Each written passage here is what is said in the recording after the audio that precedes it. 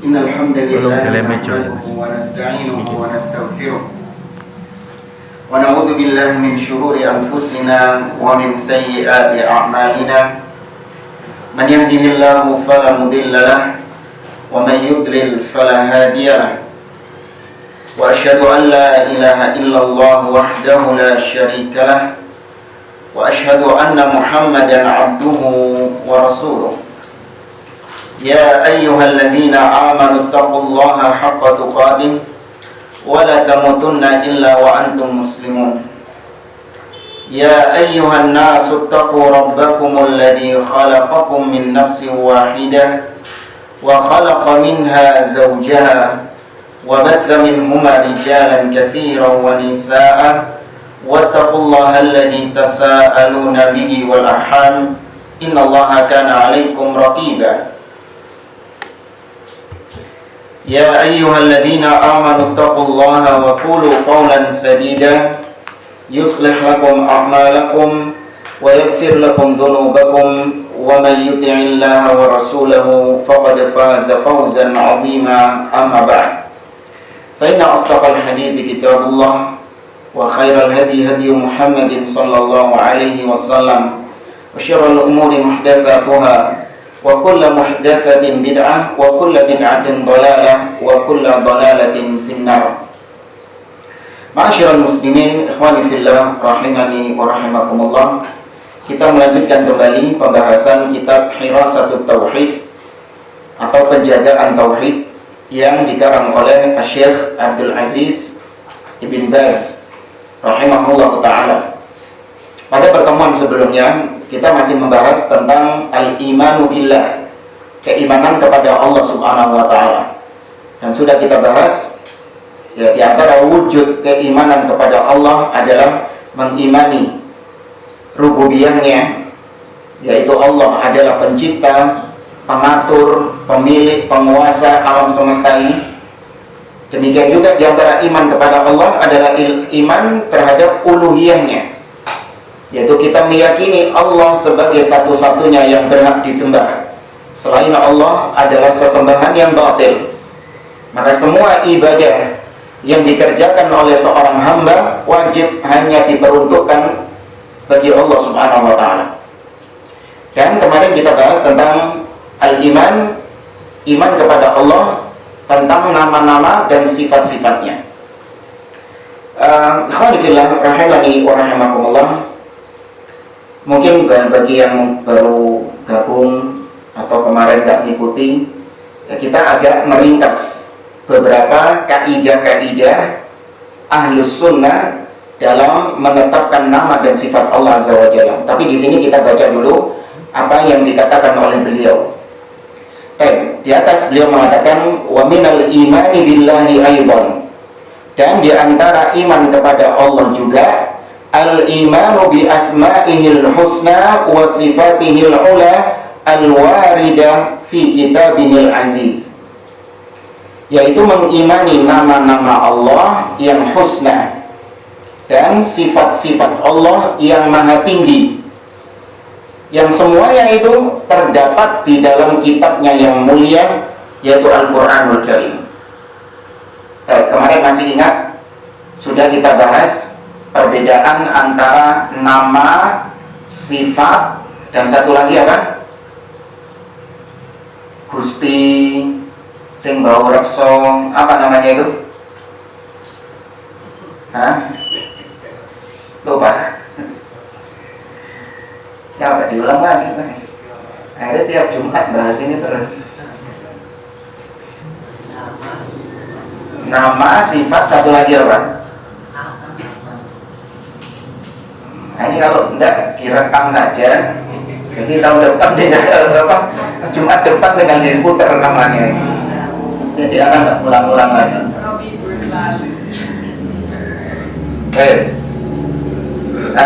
Kita ulangi. Sesuatu terlalu kecil. Bentar. Sesuatu kegedean.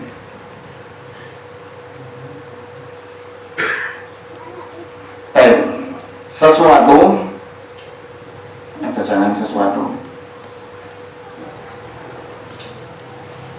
yang disematkan kepada Allah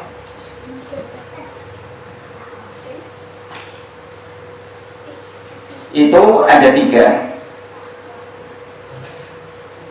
Yang pertama adalah al-asma, nama-namanya, nama-nama Allah Subhanahu wa Ta'ala. Yang kedua apa? Ya, sifat, as-sifat, yaitu sifat Allah Subhanahu wa Ta'ala. Dan yang ketiga apa? Al-ikhbar. Nah, al-ikhbar, pengabaran. Masih ingat nama-nama ini apa maksudnya? Allah punya nama-nama. Allah berfirman dalam surah Al-A'raf, walillahil asma'ul husna. Dan Allah memiliki nama-nama yang husna. Fad'uhu biha, maka panggillah Allah dengan nama-nama tersebut. Maka dari sini diambil yang pertama, kejelian. Maka di sini diambil kesimpulan yang pertama, nama Allah itu harus dengan dalil. Menetapkan nama Allah itu harus dengan dalil. Dalil di sini maksudnya adalah Al-Quran dan As-Sunnah. Tidak boleh menetapkan nama Allah di luar Al-Quran dan As-Sunnah. Seperti misalnya kita menamai Allah dengan Yahweh. Nah, Yahweh ini adanya di kitab apa? Kitabnya orang-orang Yahudi. Orang Yahudi ketika memanggil Tuhannya, memanggil Allah, yang dimaksud sama mereka adalah Yahweh. Nah, ini nggak boleh kita tetapkan karena bukan dari Al-Quran dan As-Sunnah. Ya. Nama-nama Allah hanya dari Al-Quran dan As-Sunnah. Kemudian yang kedua, nama Allah ini digunakan untuk memanggil Allah. Digunakan untuk memanggil Allah. Memanggil itu biasanya kalau dalam bahasa Arab pakai huruf kalimat apa? San. Ya. Ya Allah, Ya Rahman, Ya Rahim, Ya Aziz, Ya Jabbar, Ya Malik. Ya, ini nama-nama Allah Subhanahu wa Ta'ala dipanggil, Allah dipanggil dengan itu. Makanya tadi di surah Al-A'raf, walillahil asma'ul husna fad'uhu biha. Dan Allah memiliki nama-nama yang husna, maka panggillah Dia dengan nama-nama tersebut. Baik. Kemudian yang ketiga, nama Allah Subhanahu wa Ta'ala itu tidak terbatas.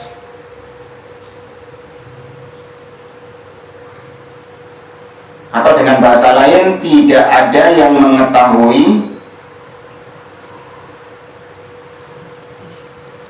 jumlahnya kecuali siapa? Ya Allah. Mau siapa? Baik. Kalau ada yang bertanya, Ustaz, bagaimana dengan hadis Nabi SAW mengatakan, Inna lillahi tis'atan wa tis'ina isman, mi'ah illa wahidah, man ahsaha dakhalal jannah. Sesungguhnya Allah memiliki 99 nama. Barang siapa 100 kurang 1. Barang siapa yang ahsaha, maksudnya ahsa di sini adalah menghafalnya, memahami maknanya, kemudian dipraktekkan, diamalkan sama dia, maka akan masuk surga, kata Nabi. Maka kata para ulama, hadis ini bukan berarti membatasi nama Allah jumlahnya total cuma 99, bukan. Tapi hadis ini hanya menjelaskan bahwa di antara nama-nama Allah ada 99 nama Allah yang apabila dihafalkan, diamalkan, diyakini, maka dapat keistimewaan apa? Masuk surga. Ya, kalau diibaratkan seperti misalnya saya memiliki 2 gelas air. Barang siapa yang bisa menjawab pertanyaan saya, maka dia akan mendapatkan gelas air ini. Apakah berarti maknanya saya cuma punya 2 saja? Tidak, di rumah ada, galon ada modelnya, botol juga ada. Tapi yang saya khususkan untuk hadiah cuma 2. Maka 99 itu bukan pengkhususan. Lagian para ulama berbeda-beda. 99 nama ini ketika dikumpulkan semuanya itu berbeda-beda antara ulama yang satu dengan ulama yang lain. Ada yang memasukkan nama ini, tapi ulama lain tidak memasukkan nama itu dalam 99 itu. Contoh misalnya yang di balik mushaf, yang biasanya kita kalau buka Quran itu kan ada al-asmaul husna itu, ada asmaul husna itu. Anak gak pernah memperhatikan semuanya ya, antara cetakan satu dengan cetakan yang lain. Cuman ada gak nama misalnya At-Tayyib? Di situ ada nama At-Tayyib gak? Padahal At-Tayyib itu ditetapkan oleh para ulama salah satu asmaul husna. Diambil dari hadis Nabi SAW, Innallaha tayyibun la yaqbalu illa tayyibah. Sesungguhnya Allah itu tayyib, maha baik, dan tidak menerima kecuali yang baik. Demikian juga diantara nama Allah ada yang diperselisihkan oleh para ulama, yaitu Al-Muhsin. Al-Muhsin. Makanya ada ulama di Madinah namanya Syekh Abdul Muhsin. Dan Al-Muhsin, ada sebagian ulama yang tidak mengkategorikannya sebagai Al-Asma'ul Husna. Maka di sini berbeda-beda. Adapun hadis, kalau ada hadis yang menyebutkan Nabi menyebutkan 99 nama Allah urut, disebutkan semua dalam satu hadis, ini tidak ada riwayat yang sahih. Ya, Nabi tidak pernah dalam riwayat yang sahih menyebutkan 99 nama Allah secara berurutan. Maka nama Allah tidak terbatas. Sebagaimana nanti sifat Allah itu juga tidak terbatas. Dan kemudian poin yang keempat, setiap nama Allah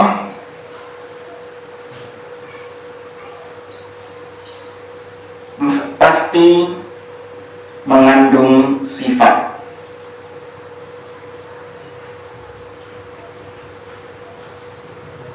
Setiap nama Allah pasti menunjukkan sifat yang terkandung dalam nama tersebut. Kalau misalnya Allah memiliki nama As-Sami'. As-Sami' kalau diterjemahkan biasa ya maha mendengar. Ya, Allah itu si mendengar. Manusia ketika dikatakan Sami', maka berarti dia itu si dengar. Ya, si dengar. Artinya untuk menamai orang tersebut. Dengar ini kan kata kerja kan ya. Mendengar itu kan kata kerja. Ketika ditambahi si, maka berarti itu menjadi nama, julukan bagi orang tersebut. Si dengar. Seperti misalnya ada orang itu, dia itu pekerjaannya rentenir. Maka rentenir ini pekerjaannya. Ketika kita ingin menyebut orangnya, maka kita menambahi dengan si rentenir. Tapi kalau Allah gak pantas dikasih si, maka diganti dengan apa? Maha. Ya, karena maha itu menunjukkan yang paling tinggi sudah, puncak. Sebagaimana siswa, kalau SD, SMP, SMA hanya disebut siswa, tapi kalau siswa yang tertinggi disebut mahasiswa. Ya. As-Sami' ini nama Allah. Maka dari nama As-Sami' ini ada sifat yang terkandung di dalamnya. Sifat apa? As-Sam'u, pendengaran. Nah, sifat As-Sam'u, pendengaran. Ini As-Sami', maha mendengar. perhatikan, kalau as-sami' ini namanya. Kalau as-sam'u ini apanya? Sifatnya. Berarti kalau Anda berdoa, Anda manggil pakai as-sami' atau as-sam'u? Kalau Anda sedang berdoa, ya sam'u gitu? Enggak, ya apa? Ya sami', wahai yang maha mendengar. Jangan ya sam'u, wahai pendengaran. Enggak enak. Ya, Allah punya sifat mendengar, tapi namanya dia as-sami'. Ya. Dan ini terapkan pada semua nama-nama Allah. Al-Alim, yang maha mengetahui. Diambil darinya sifat al-ilmu, pengetahuan. Itu sifat Allah Subhanahu wa ta'ala. Al-Basir, yang maha melihat. Diambil darinya sifat apa? Al-Basar, penglihatan. Ya, ini terapkan pada semua sifat-sifat Allah Subhanahu, pada semua nama-nama Allah Azza wa Jalla. Ya. Maka kalau kita memanggil Allah pakai nama, bukan pakai sifat. Demikian juga kalau kita mau memberi nama kepada anak kita, itu pakai nama Allah, bukan pakai sifat Allah. Kita mau punya anak ini, kita kasih nama anak kita dengan nama Allah, kemudian kita tambahi apa? Abd. Ya, kita tambahi Abd. Nah, Abdus Sami' atau Abdus Sama', mana yang benar? Yang atas atau yang bawah? Yang atas, Abdus Sami', bukan Abdus Sama'. Ya, ini nama Allah Subhanahu wa ta'ala. Ya, maka setiap nama pasti mengandung sifat Allah Azza wa Jalla. Semua nama-nama Allah pasti mengandung sifat. Tapi ini hanya murajaah, sudah kita sebutkan pada pertemuan sebelumnya. Itu tadi nama. Sekarang sifat. Sifat kaidahnya sama dengan nama. Yang pertama harus dengan dalil. Sifat harus dengan dalil. Cuman kalau sifat ini lebih luas menetapkannya. Yang menetapkan sifat ini lebih luas. Bisa dengan kata kerja. Kalau dalam bahasa Arab itu fi'il, bisa dengan fi'il. Jadi fi'il, kata kerja ini bisa menjadi sifat Allah, ditetapkan sifat Allah dari kata kerja. Nanti akan datang contoh-contohnya insya Allah. Nah, kemudian yang kedua, sifat itu tidak digunakan untuk memanggil,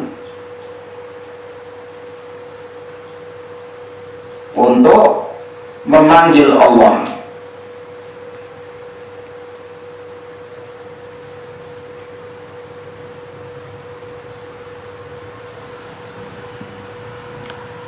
Bisa dibaca nggak?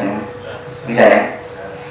Sifat tidak digunakan untuk memanggil Allah Subhanahu wa ta'ala. Jadi nggak boleh Anda mengatakan ya sam'u, ya ilmu, ya basaru, ya, atau misalnya apa sifat Allah Subhanahu wa ta'ala? Wajah, ya wajhu, ya istiwa'u. Itu sifat Allah Subhanahu wa ta'ala, bukan nama. Maka tidak digunakan untuk memanggil, tapi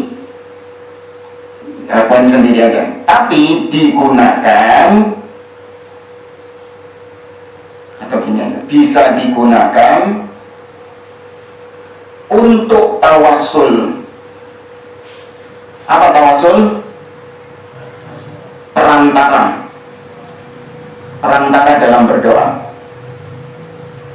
Seperti Nabi SAW mengatakan, Allahumma bi'ilmikal ghaib wa qudratika 'alal khalqi. Ya Allah, dengan ilmumu yang ghaib, yang mencakup segala sesuatu, wa qudratika 'alal khalqi, dan dengan kemampuanmu, kekuasaanmu atas semua makhlukmu.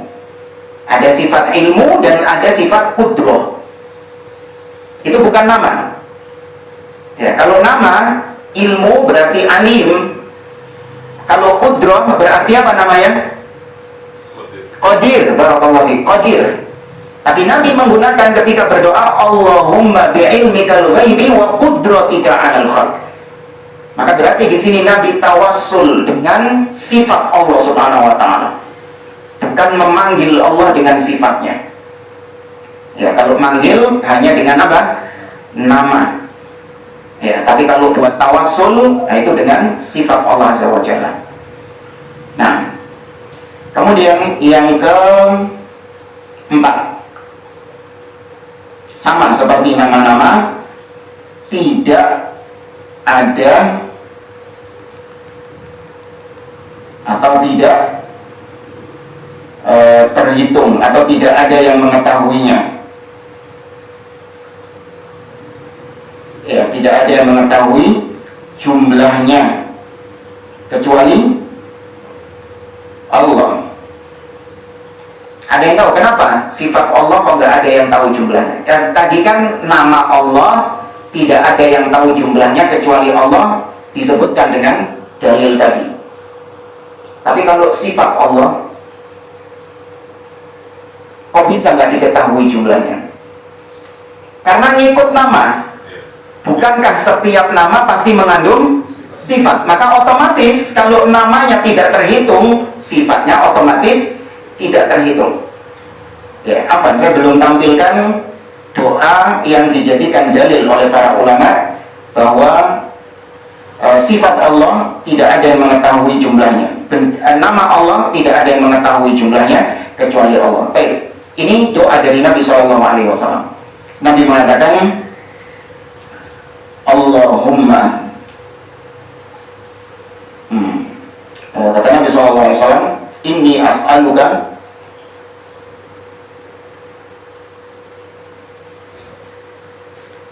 bikulli ismin huwa lak. Ada yang tahu lanjutannya apa? Nggak tahu. Baik, sammaita bihi nafsak au anzaltahu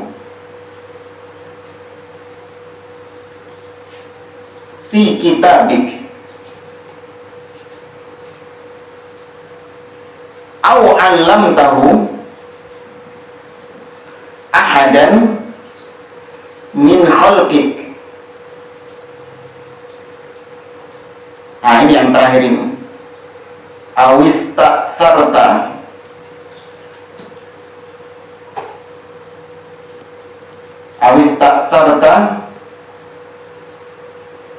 bihi fi ilmil ghaibi 'indak.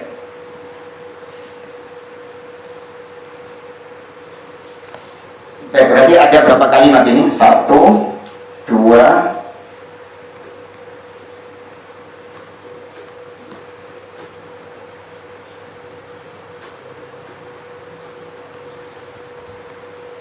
Di sini ada berapa kalimat? 1, 2, 3, 4, 5. Ya, ada 5 kalimat doa di sini. Perhatikan kalimat yang pertama, Allahumma inni as'aluka bikulli ismin huwa lak. Ini kalimat yang dijadikan pendalilan. Ya Allah, aku memohon kepadamu bikulli ismin, dengan semua nama-nama huwa lak yang menjadi milikmu. Jadi Nabi menyebutkan semua nama Allah. Kemudian yang kedua, sammaita bihi nafsak, yang mana dengan nama tersebut kau menamai dirimu sendiri. Jadi yang memberi nama Allah itu siapa? Ya Allah sendiri, bukan makhluknya yang memberi nama kepada dia. Au anzaltahu fi kitabik, atau namamu yang kau turunkan dalam kitabmu. Jadi Allah memberitahukan nama-namanya di dalam kitab-kitab yang dia turunkan. Taurat, Injil, Zabur, Al-Quran. Allah ngasih tahu nggak nama-namanya di situ? Dikasih tahu sama Allah, Allah punya nama ini, Allah punya nama ini, Allah punya nama ini. Au 'allamtahu ahadan min khalqik, atau namamu yang kau ajarkan, kau beritahukan kepada salah satu dari makhlukmu. Maksudnya apa? Nabi. Allah memberitahu namanya kepada Nabi SAW. Nah, ini yang terakhir, ini yang jadi pendalilan. Austagfarta bihi fi ilmil ghaibi indak, dan aku meminta kepadamu dengan namamu yang kau sembunyikan. Ya, kau sembunyikan namamu itu, tidak kau beritahukan, kau simpan dalam ilmu ghaib yang ada di sisimu. Berarti tidak ada yang tahu kan? Maka dengan demikian nama Allah tidak ada yang mengetahui jumlahnya. Maka otomatis setiap nama pasti ada apa? Sifat. Ya, otomatis tidak ada sifat Allah Subhanahu wa ta'ala yang, atau tidak ada orang yang bisa mengetahui sifat Allah SWT. Jamaah, kemudian yang kelima.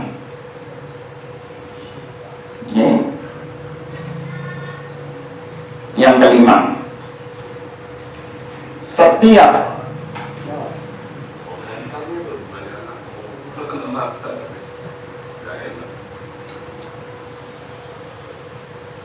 sebelumnya perhatikan yang keempat ya. Yang tadi, setiap nama pasti mengandung sifat, tapi tidak sebaliknya. Ya, tidak sebaliknya. Tidak mesti atau tidak semua sifat bisa jadi nama.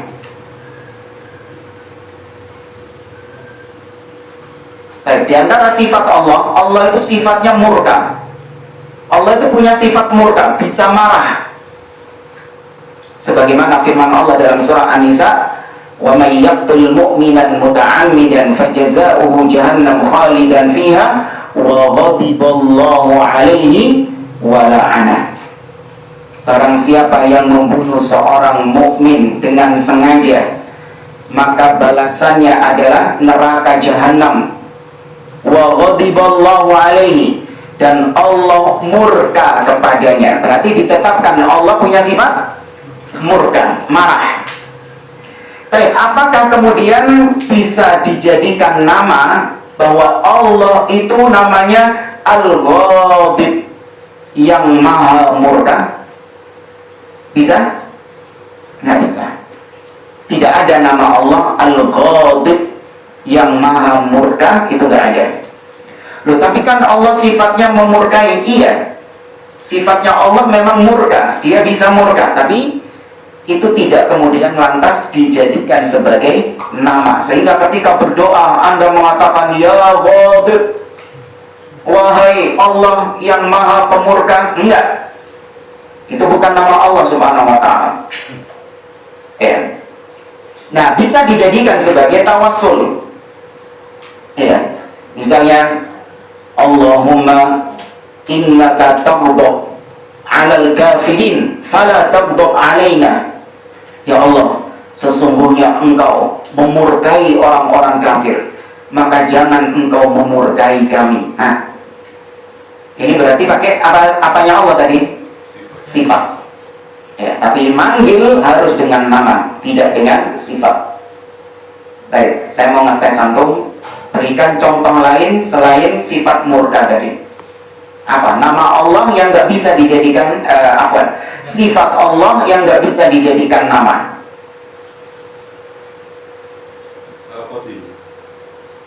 Apa? Belum, itu nanti saya ikhbar. Sabar dulu Mas. Itu ikhbar. Kita masih bicara tentang sifat. Sifat lain kan banyak sifat-sifat Allah itu. Apa? Wajah, iya. Sifat wajah. Allah memiliki wajah, itu sifatnya, bukan namanya. Sebagaimana Allah mengatakan dalam surah Ar-Rahman, "Kullu man 'alaiha fan wa yabqa wajhu rabbika dzul jalali wal ikram." Ya, semua akan binasa, dan dan yang kekal adalah wajah Rabbmu. Nah, ditetapkan Allah memiliki wajah. Namun tidak diambil dari situ nama Allah Subhanahu wa Ta'ala.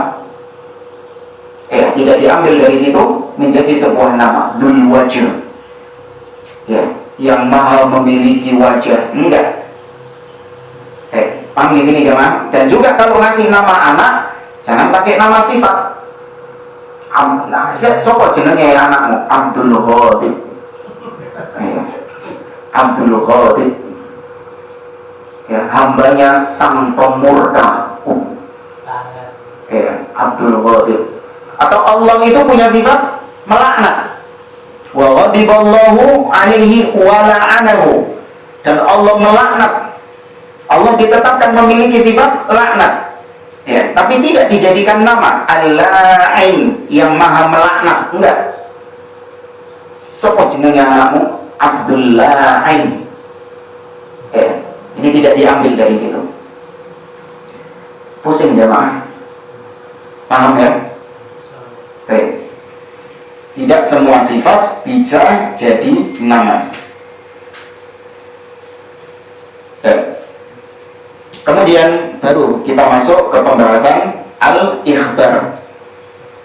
Jenis yang ketiga adalah al-ikhbar. Al-ikhbar itu tidak harus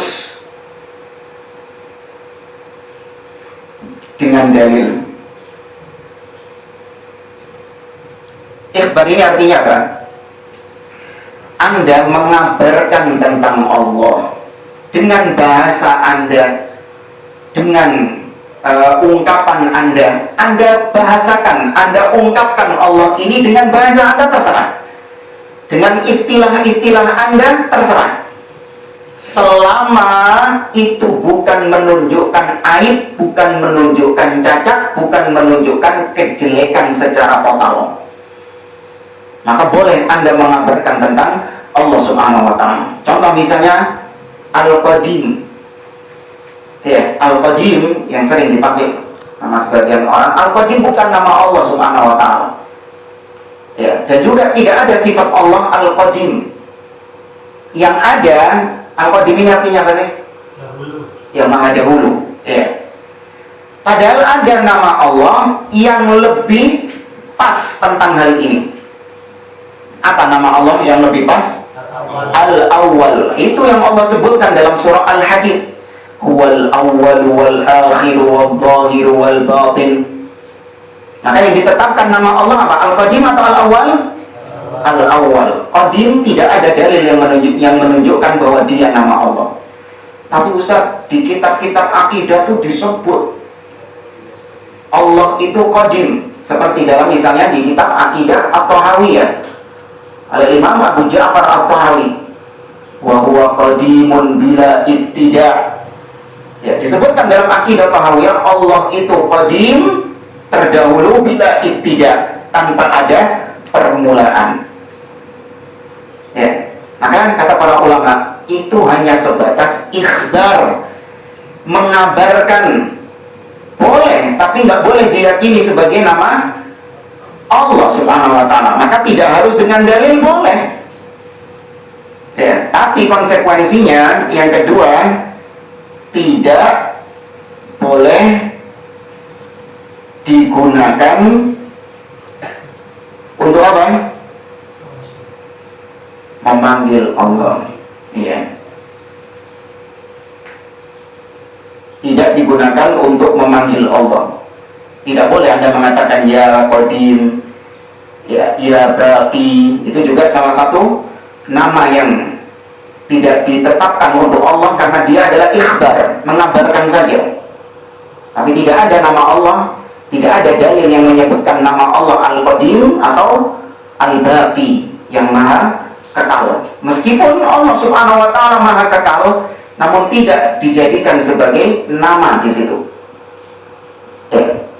Maka tidak boleh memanggil dengan menggunakan ikhbar. Yang ketiga, sama, tidak boleh digunakan untuk tawassul.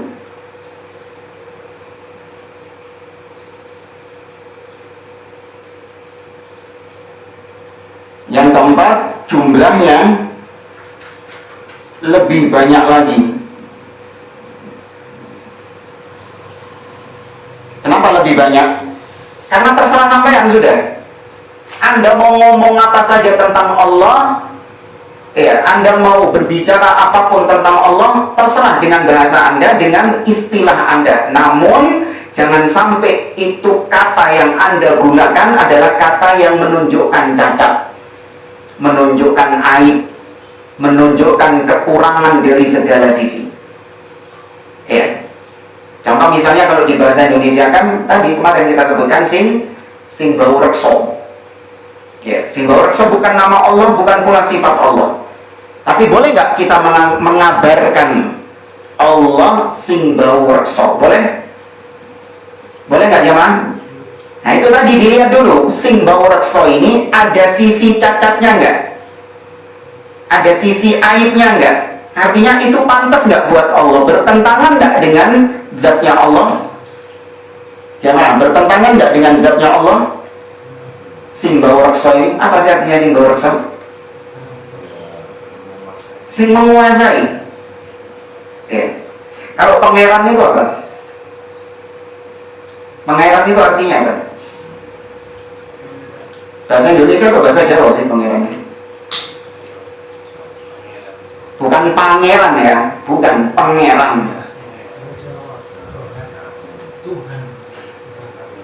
Pangeran. Nah, ada bahasa Indonesia. Iya, bahasa Jawa, nggak punya kamusnya. Apa kotak? Kotak bahasa Jawa. Apa artinya pangeran itu jemaah? Hah? Nggak, anak juga penasaran, nggak pernah cari juga. Tuhan, benar artinya Tuhan? Nggak yakin saya. Pangeran Tuhan.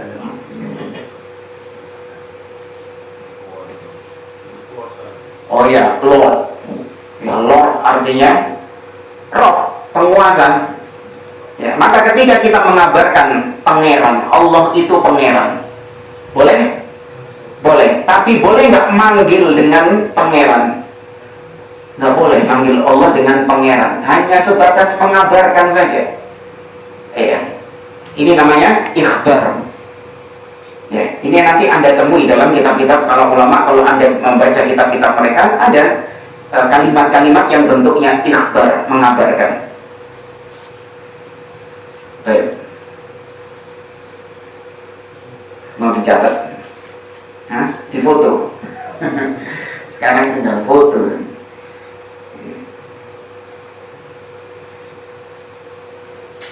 Kalau sudah dihapus, gampang menghapusnya. Sudah jangan? Belum. Atau nanti di-share, ada grupnya Pak Hasan? Ya. Ada grupnya. Ada grupnya. Ini jemaah sini nih. Tapi yang adminnya nggak ikut. Dewa. Oh, lagi ini absen. Iya.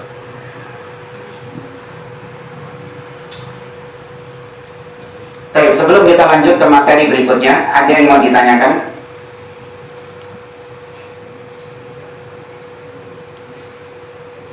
Gak ada? Baik, saya lanjut ya.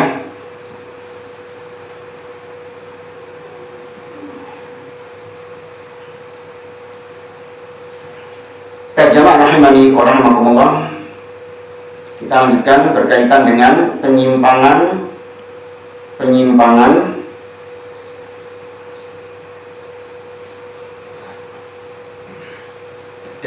dalam asma wa sifat. Baik. Sebagaimana kita ketahui, Ahlus Sunnah itu rumusnya gampang. Ya, Ahlus Sunnah itu rumusnya gampang. Ini nanti aja materi yang ketiga aja. Rumus Ahlus Sunnah. Apa jangan gini. Ya, Ahlus Sunnah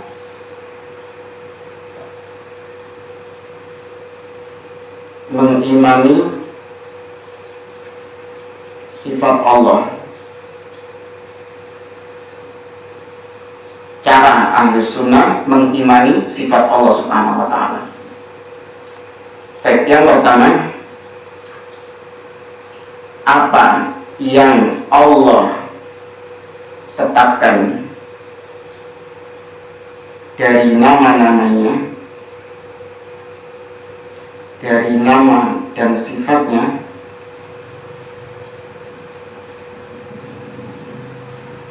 apa yang Allah tetapkan dari nama dan sifatnya di dalam Al-Quran, maka kita tetapkan juga.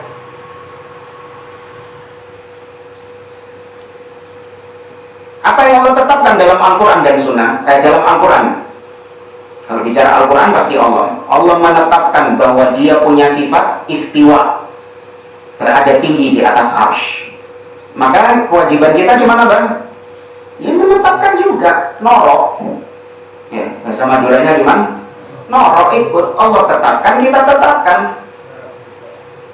Allah menetapkan bahwa Dia punya kedua tangan, sebagaimana ayat dalam surah As-Saffat atau As-Sad, surat Sad, ayat yang ke-75. Allah mengatakan kepada iblis, "Ma mana'aka an tasjuda lima khalaqtu biyadayya." Wahai iblis, apa yang menyebabkanmu tidak mau sujud kepada Adam yang telah aku ciptakan dengan kedua tanganku?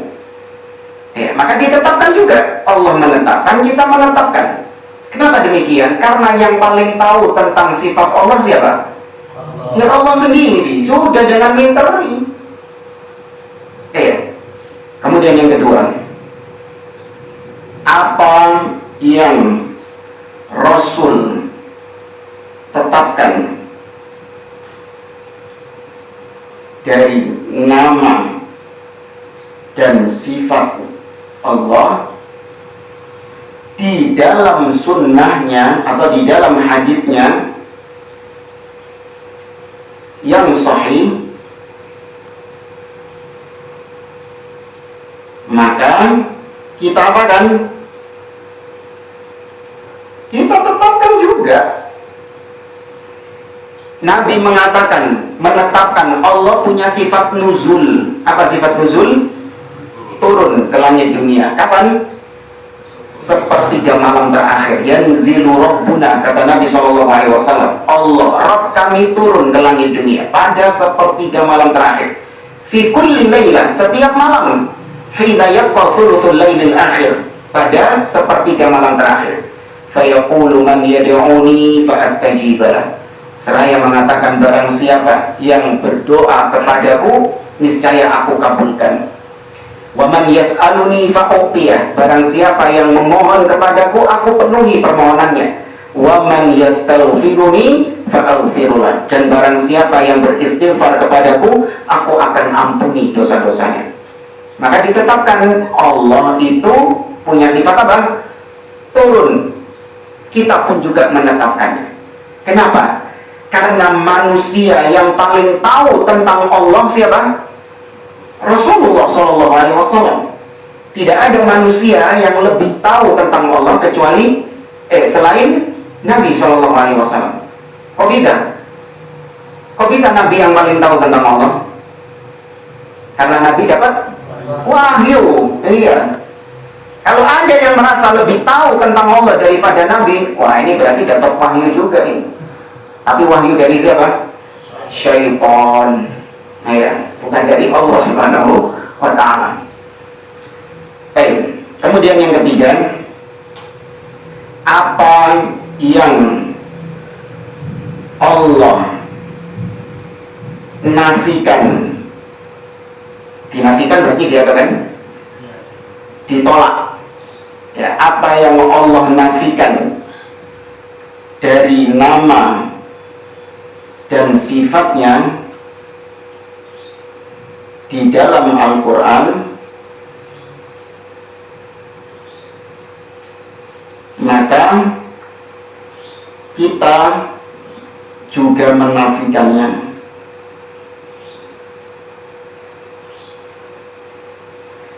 Allah menafikan dia punya sifat ngantuk dan tidur. Ya, Allah mengatakan la ta'khudhuhu sinatun wala naum. Tidak, Allah itu tidak ditimpa rasa ngantuk dan tidak pula dia tidur. Maka sifat ngantuk dan tidur diapakan sama Allah? Dinafikan, ditolak. Maka kita pun norok ikut. Kita tolak juga bahwa sifat ngantuk dan tidur juga tidak ada pada Allah Subhanahu wa taala. Tapi ada tapinya di sini.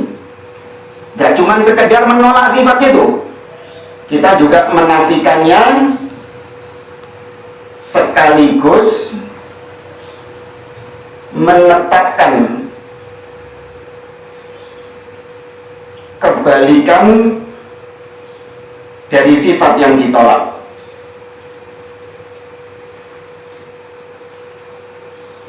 Jadi kita tidak cuma menafikan saja, tapi ada plusnya. Menafikan dan menetapkan sifat yang kebalikan dari sifat yang ditolak. Ngantuk dan tidur, kebalikannya apa? Al-Qayyum, Maha Qayyumiyah, Maha Hidup. Yang Maha Hidup harus ditetapkan kebalikannya. Allah menolak sifat zalim. Allah mengatakan wa ma ana bidzallamin lil 'abid, dan aku tidaklah mendolimi hamba-hambaku. Maka kewajiban kita menolak sifat zalim, plus lanjutannya apa? Menetapkan kebalikan dari sifat zalim. Apa kebalikan sifat zalim? Adil. Itu rumusnya jemaah. Ya, apapun sifat yang ditolak oleh Allah, tolak juga, tapi jangan titik, koma. Tetapkan kebalikan dari sifat yang ditolak itu. Ya. Yang keempat hampir mirip, cuman bedanya Rasul. Apa ini bisa di copy ya?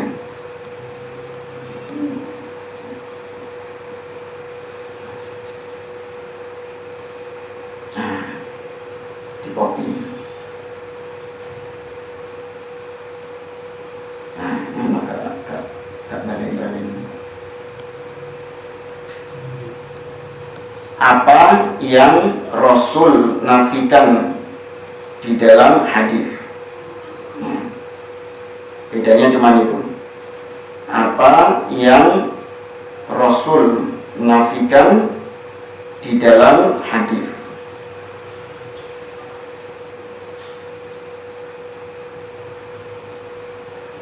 Apa yang Rasul nafikan dari nama dan sifatnya di dalam hadis, maka kita juga menafikannya. Sekaligus kita menetapkan kebalikan dari sifat yang ditolak Nabi tersebut. Apa sifat yang ditolak Nabi Shallallahu Alaihi Wasallam? Ya, contoh Nabi Shallallahu Alaihi Wasallam diriwayatkan pernah suatu ketika bersama para sahabat-sahabatnya dalam safar. Ya. Kemudian ketika berjalan menanjak, ketika jalan menurun, para sahabat itu bertasbih, bertakbir kepada Allah dengan sekencang-kencangnya. Allahu Akbar, Subhanallah, dengan suara yang lantang. Maka Nabi SAW mengatakan, ardiu, tenang, pelan, jangan teriak-teriak seperti itu. Fa innakum la tad'una asamman wala ghaiban. Sesungguhnya kalian tidak sedang memanggil yang tuli dan yang ghaib. Yang ghaib artinya yang tidak ada wujudnya. Berarti yang ditolak sama Nabi sifat tuli. Ya, Nabi menolak, fa innakum la tad'una asamman. Sesungguhnya kalian sedang tidak memanggil yang tuli. Berarti kita tolak nggak sifat tuli ini dari Allah? Kita tolak. Allah nggak punya sifat tuli. Titik. Enggak. Apa? Kebalikan tuli apa? Sami, mendengar. Tetapkan kebalikan dari itu. Tujuannya Allah menolak sifat ini, Allah menolak sifat itu, Nabi menolak sifat ini. Tujuannya adalah menetapkan kebalikannya. Tujuannya memang itu. Karena kalau cuma sekedar nolak, ya nggak ada nilainya. Ya, bukan pujian itu, sekedar nolak itu. Sesungguhnya ada nih orang kurus kerempeng, miskin, ya sakit-sakitan, Ya, kemudian dia mengatakan, sesungguhnya saya ini tidak pernah menzalimi orang. Sudah titik. Itu pujian kepada dia enggak? Tidak, dia enggak menzalimi orang karena memang dia enggak mampu. Gimana? Awake kurus kerempeng, teking, terus juga dia miskin, makan sehari-hari susah, terus dia mengatakan, anak nggak mau mendolimi orang, saya nggak pernah jahat sama orang. Gimana dia bisa jahat sama orang? Nggak mampu kau untuk jahat sama orang, maka kau nggak terpuji meskipun kau nggak jahat sama orang. Itu bukan pujian bagimu. Yang terpuji itu apa? Dia kaya, ya, dia kuat, fisiknya kuat. Tapi kemudian dia mengatakan saya tidak mendolimi orang. Nah, berarti ditetapkan kebalikan dari sifat itu, memang fulan ini orang yang adil, ya, orang yang baik. Kenapa? Karena dia mampu. Seandainya dia mau mendolimi orang, dia mampu. Ya. Nah, sekarang yang kelima jemaah. Anda mau antum fokus yang kelima ini. Yang kelima, apa yang tidak disinggung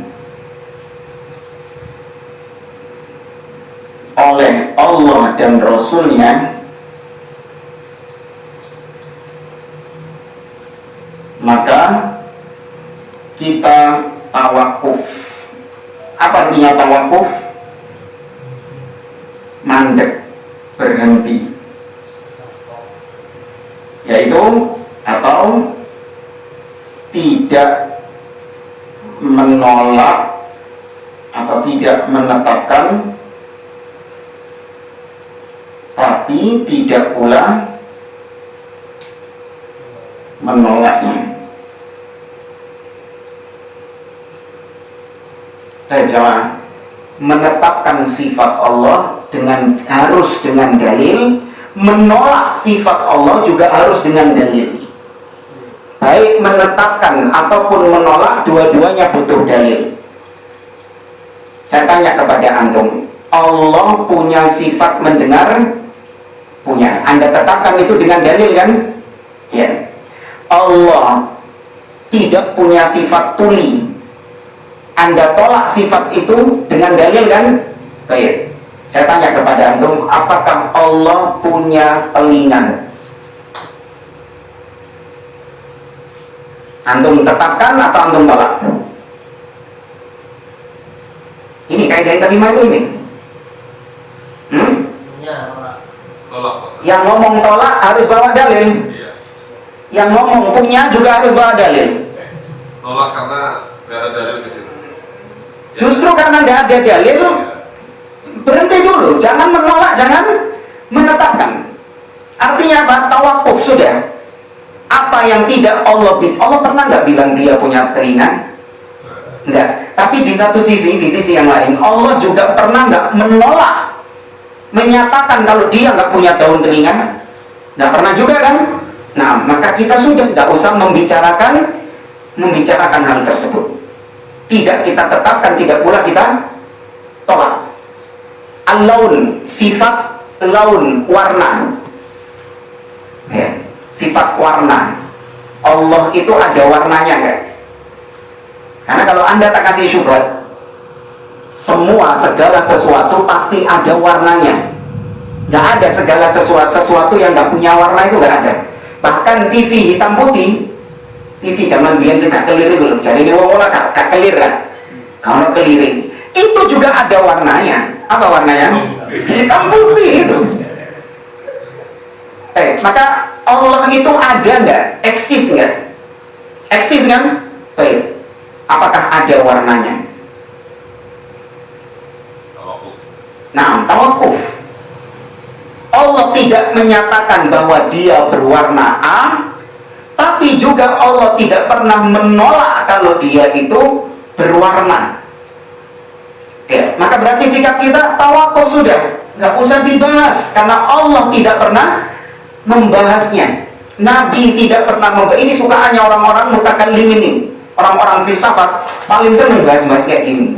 nganggur kok, nggak kerjaan. Iya, yang dibahas warnanya Allah, berat, masa. Apakah Allah itu punya masa, punya berat? Ya, kemudian luas.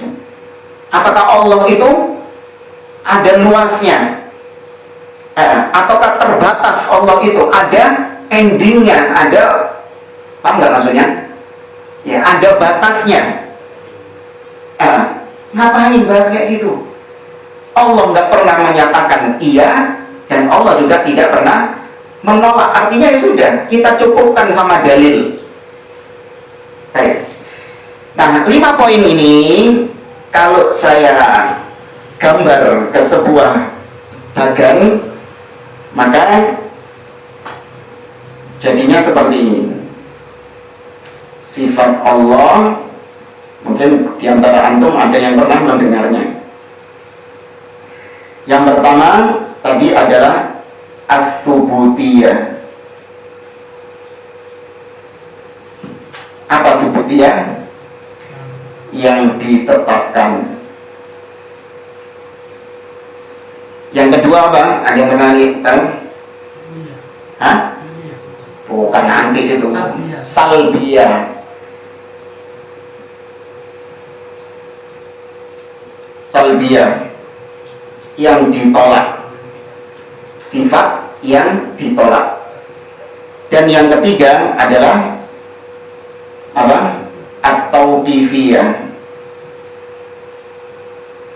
Apa ada juga yang menyebutnya dengan as-sukutiyah. Nah, ini istilah sebagian orang, as-sukutiyah artinya yang didiamkan.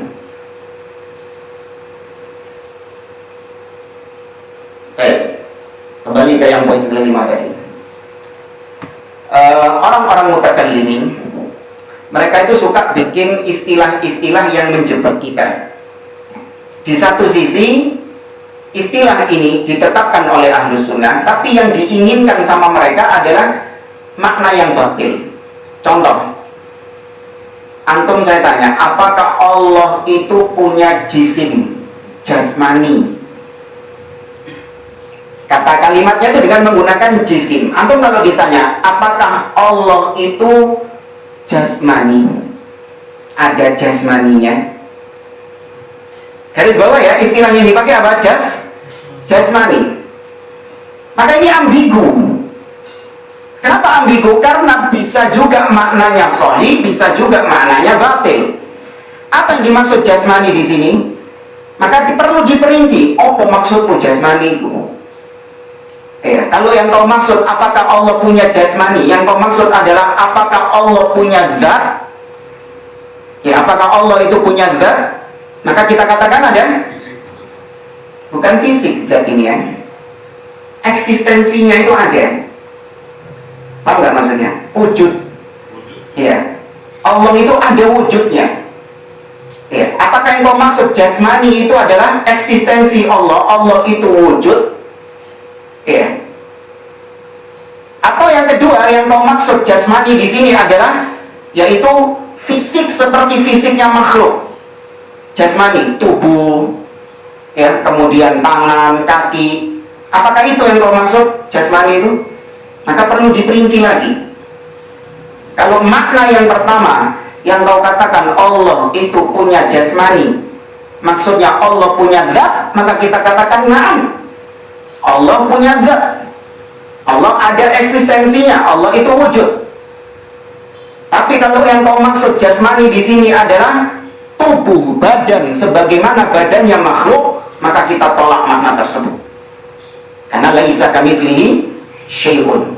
Allah tidak serupa dengan makhluknya. Oke. Tapi ada kata-kata yang ambigu seperti itu yang sering digunakan oleh ahli bid'ah. Jamaah rahimani wa rahimakumullah, sudah di foto atau jelek ya, nggak kelihatan dari sana. Tapi apa yang kita bahas tadi, paham jangan? Gimana? Perlu tes nggak ini?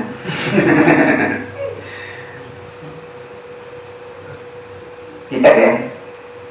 Hah? Ada yang bertanya? Silakan. Kalau ada yang bertanya, bertanya dulu. Foto. Berkaitan yang nomor 5. Nah, Apa yang tidak disinggung oleh Allah dan Rasulnya antara kita berlaku berkaitan dengan peristiwa di akhir zaman. Ada sebuah pohon mengatakan kepada orang mukmin di belakang itu ada orang Yahudi. Maka dulu tak pohon itu bisa bersuara namun tidak punya mulut. Apakah juga memahaminya apa adanya seperti itu? Terus apa jika akhirnya seperti apa adanya juga berkaitan dengan Nabi Musa ketika ingin melihat Allah Ta'ala namun suaranya saja. Terus kemudian yang ketiga ketika Banyak ya, apa saya masih bingung dengan seperti ini. Ketika apa namanya orang mukmin itu besok melihat wajahnya Allah. Nah, Antum terlalu jauh bahasnya, tanyanya. Itu belum itu. belum ya. Belum.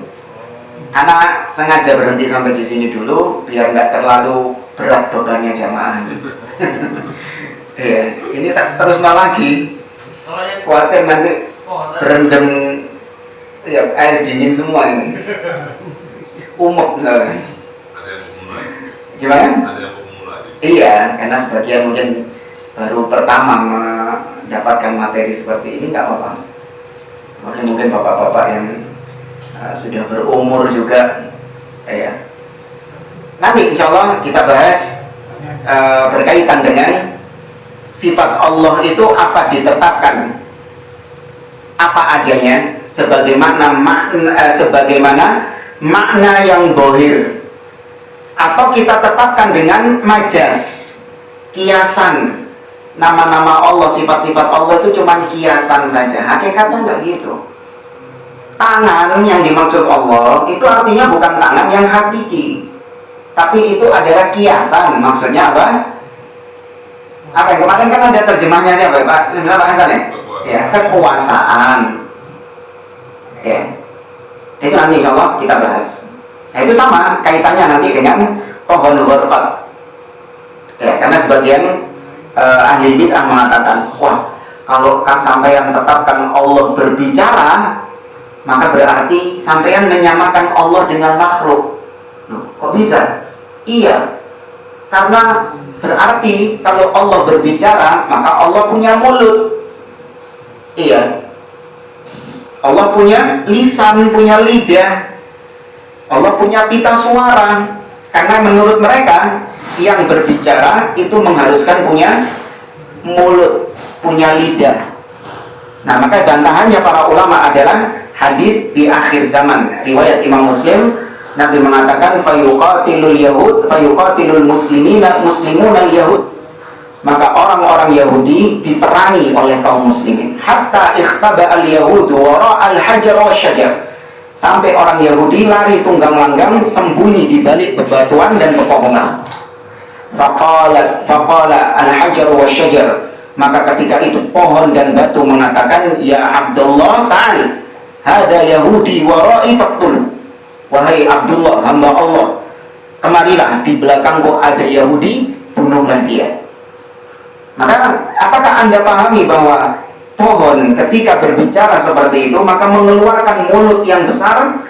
Ini nggak mesti. Sesuatu yang berbicara nggak harus dia itu punya mulut. Ya. HP ini berbicara nggak nyawa? Berbicara HP ini. Tapi apakah ada mulutnya? Ada lisannya? Tidak ada. Ya. Ada fitur-fitur HP yang memang bisa diajak bicara, ngobrol sama aplikasinya, ngobrol sama robotnya. Radio juga. Hah? Radio. Oh iya. Nggak ada mulut. Nggak ada mulutnya. Maka ini akal-akalan mereka saja. Mereka senantiasa menabrakkan dalil dengan akal, dan itu rumus mereka memang. Mereka mengatakan al-aqlu yuqaddam 'ala naql. Akal harus lebih didahulukan daripada dalil. Iya. Apa dasarnya akal kok didahulukan daripada dalil? Karena akal yang menunjukkan kepada dalil. Maka dalil nggak boleh kurang ajar sama akal. Ya, ada kisah yang bisa kita kisahkan untuk menggambarkan ruwetnya pemikiran mereka. Ada seorang sakit, atau Anda lah aktornya. Anda sedang sakit. Kemudian Anda tanya sama tukang becak di depan rumah, di depan gang, Pak, sampean meru dokter cedekilin di bawah. Oh, saya tahu dokter di sana, Pak. Munggah becak pun. Anda naik becaknya dia, diantar ke dokter sama becak ini. Sampainya di tempat dokter, Anda bilang, Pak, enten nono ya, tunggu ya. Nanti setelah selesai periksa, saya pulang sama sampean lagi. Oh iya, ditunggu sama becaknya di situ. Terus Anda masuk ke dokter, diperiksa sama dokternya, kemudian dikasih resep. Sudah. Terus Anda pulang, keluar dari tempat praktek itu ketemu Pak Becak tadi. Sama Pak Becak, gimana Pak? Apa kata dokternya? Iya, saya ini kena penyakit ini, kena penyakit ini. Ya, saya disuruh nebus obat ini. Hanya sama Pak Becaknya lihat, mana obatnya Pak? Lihat, dilihat sama Pak Becaknya, resepnya tadi.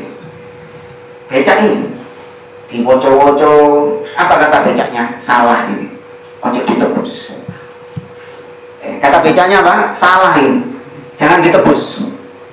Nggak gini harusnya obatnya itu.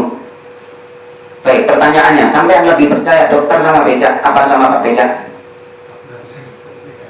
Sama dokter. Pak Becaknya bilang, Pak, yang nunjukin sampean ke dokter siapa? Yang menunjukkan Anda ke dokter siapa? Saya, Pak Becak. Lah kok sekarang sampean kurang ngajar sama saya?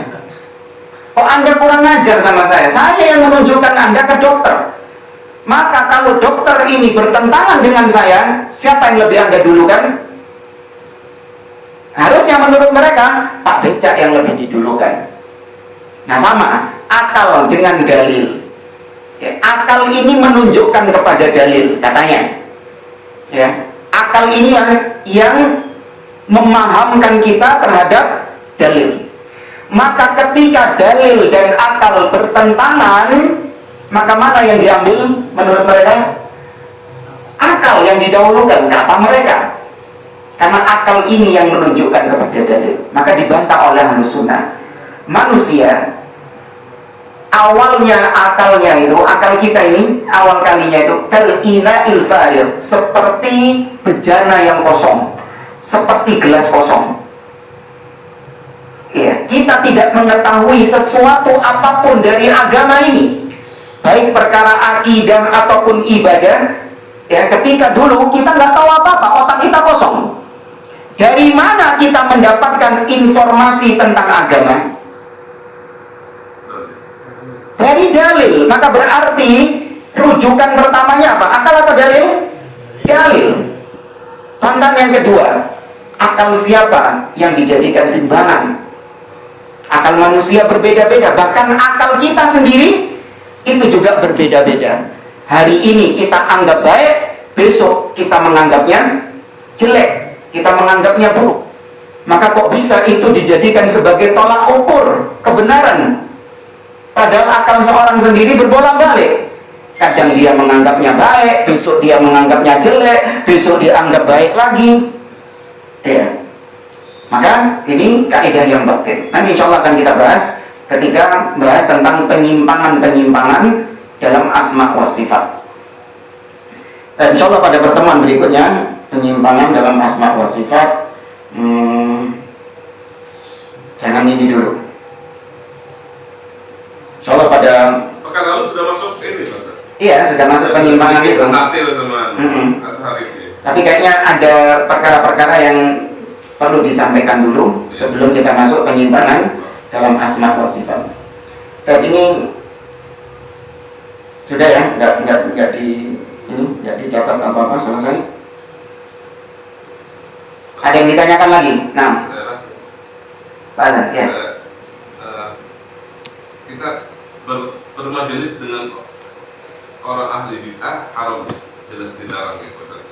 Ya, bermajelis di sini maknanya adalah kita mengambil ucapannya, kita bermajlis dalam rangka menuntut ilmu, mendengarkan ocehan-ocehannya. Ini yang tidak diperbolehkan. Allah mengatakan, "Waqad nazzala 'alaikum fil kitabi an idza sami'tum ayatillahi yukfaru biha wa yustahza'u biha fala taq'udu ma'ahum hatta yakhudu fi haditsin ghairi." Dan telah diturunkan kepada kalian di dalam Alkitab bahwa apabila ayat-ayat Allah diperolok, apabila ayat-ayat Allah dibikin mainan, istihza, dan ahli bid'ah semuanya memperolok ayat-ayat Allah, memainkan ayat-ayat Allah subhanahu wa ta'ala, ngobok-ngobok ayat-ayat Allah. Maka kalau ada majlis yang seperti itu, maka fala taq'udu ma'ahum, jangan kalian duduk di majlis itu. Itu tegas larangan Allah di dalam surah Al-Maidah. Hukumnya sampai haram, haram tidak boleh, haram sih. Iya, haram, dosa ketika duduk di situ. Kecuali apabila memang seorang yang niatnya dia adalah untuk ingin mencari syubhatnya dalam rangka membantah. Misalnya ada seorang alim, seorang yang berilmu, dia tahu bahwa ada ustadz fulan ini punya pemikiran yang menyimpang dan banyak manusia yang terpengaruh dengannya. Maka dia ingin untuk mengcounter, membantah pemikirannya, maka dia buka YouTube-nya ini. Dibuka YouTube-nya sang ustadz ini, didengarkan ceramahnya, kajiannya. Kalau dikatakan mencari-cari kesalahan, iya, nggak apa-apa, dalam rangka untuk membongkar syubhatnya, dicari syubhatnya yang mana, kemudian baru dibantah, diluruskan, supaya kaum muslimin tidak terkena syubhatnya. Adapun kita orang awam, ya, kalau kita nggak tahu, ya, kita nggak mengetahui kalau fulan ini ternyata menyimpang, wis terlanjur kita duduk di sana, dalam artian kita pernah menimba ilmu di sana sebelum dia menampakkan jati dirinya, maka nggak dosa. Kita sudah berusaha untuk menanyakan kepada tetangga kita atau kepada teman kita yang memang dia ini di atas sunnah. Kita tanya, kau tahu nggak Ustadz fulan ini? Ya, apakah dia ini di atas sunnah atau enggak? Anda sudah berusaha untuk tanya-tanya. Ya, dia jebolan pondok mana? Dia dulu sekolah di mana? Pendidikannya apa? Syekhnya siapa dulu? Gurunya siapa? Maka ketika Anda sudah berusaha untuk melacak track record sang ustadz ini, dan Anda dapati track recordnya bagus, kemudian Anda duduk di situ. Setelah Anda duduk di situ, baru nampak taringnya, baru nampak arah pemikirannya. Ngajak demo, mencela penguasa, mentakwil sifat-sifat Allah subhanahu wa ta'ala. Sebagaimana dulu dai yang viral, Masya Allah, Allah berfirman dalam surah Ali Imran ayat yang ke-35 pojok kiri anan atas. Di dalam Sahih Muslim nomor hadis 3000 sekian pojok kiri bawah. Sebagian orang tertipu. Sebagian orang-orang awam tertipu. Kenapa? Track recordnya bagus, pendidikannya bagus, bahkan sebagian merekomendasikan dia. Namun ketika nampak penyimpangannya, menolak sifat-sifat Allah subhanahu wa ta'ala, mentakwil istawa menjadi istaula, menguasai arsy,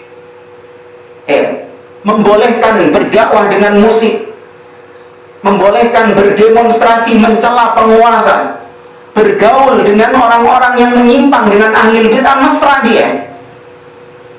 Maka setelah tahu penyimpangan seperti ini, ditinggalkan majelisnya. Jangan duduk di situ lagi, jangan buka YouTube-nya, jangan beli bukunya, dan seterusnya. Adapun kalau nggak tahu, maka insya Allah dimaafkan hal tersebut. Tapi harus ada usaha. Jangan seperti lalat, mencok sana, mencok sini. Diperiksa terlebih dahulu bagaimana akidah dan manhajnya sang ustadz tadi. Wallahu a'lam. Jadi kalau yang susah itu kayak gini, Pak. Yang tadi saya sebutkan, pendidikannya sudah tinggi, retorikanya bagus, ya tuh hafalannya sebenarnya itu yang susah, kata.